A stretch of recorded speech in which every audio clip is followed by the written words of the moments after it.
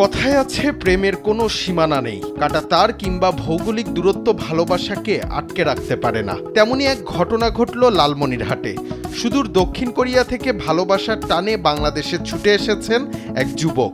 শুধু আশাই নয়, ইসলাম ধর্ম গ্রহণ করে বিয়ে করেছেন লালমনিরহাটের কলেজ ছাত্রী মারিয়া আক্তারকে।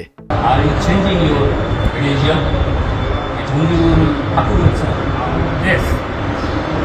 Yes. He is changing his religion. Yes. Yes. ভিনদেশি জামাইকে বরণ করতে তিস্তাপাড়ের গ্রামে এখন উৎসবের আমেজ। সামাজিক যোগাযোগ মাধ্যমে প্রথম পরিচয়, এরপর ভাষা শিক্ষার সূত্র ধরে গড়ে ওঠে দুইজনের মনের মেলবন্ধন। সেই থেকেই দক্ষিণ কোরিয়ার যুবক কিম হিউন সুর মনটা বাধা পড়ে যায় বাংলাদেশের মেয়ে মারিয়া আক্তারের হৃদয়ে। লালমনিরহাট সরকারি কলেজ থেকে অর্থনীতিতে অনার্স সম্পন্ন করা মারিয়া আক্তার জান্নাতুল ফেরদৌস সদর উপজেলা তিস্তা রেলগেট সংলগ্ন পাঙ্গাটারি এলাকার আফজাল হোসেনের মেয়ে তিনি। সুদূর কোরিয়া থেকে আসা এই ভালোবাসাকে বরণ করে নিতে দ্বিধা করেনি মারিয়ার পরিবারও। ভালোবাসার পূর্ণতা দিতে গত ৮ জুন প্রথমে ইসলাম ধর্ম গ্রহণ করেন কোরিয়ান এই যুবক।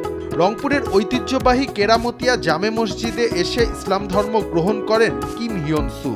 এখন থেকে আমি সব কিছু ইসলাম ধর্মের নিয়ম নীতি মেনে চলার চেষ্টা করব।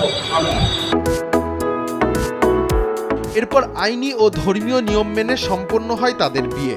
সুদূর কোরিয়া থেকে তিস্তাপাড়ের এই গ্রামীণ জনপদে কোরিয়ান জামাইয়ের আগমনকে ঘিরে এখন উৎসব মুখর এক পরিবেশ। ভিনদেশী সংস্কৃতি ভুলে বাঙালি বধূকে সাথে নিয়ে নতুন এক জীবনের স্বপ্ন বুনছেন কিম হিয়ন সু। সীমানা পেরিয়ে আসা এই ভালোবাসা আজীবন অটুট থাকবে, এমনটাই প্রত্যাশা স্থানীয় ও স্বজনদের। ডেস্ক রিপোর্ট, দেশ টিভি।